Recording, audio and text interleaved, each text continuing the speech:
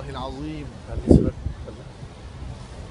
أعوذ بالله من الشيطان الرجيم.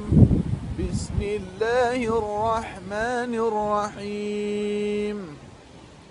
أفلا ينظرون إلى الإبل كيف خلقت وإلى السماء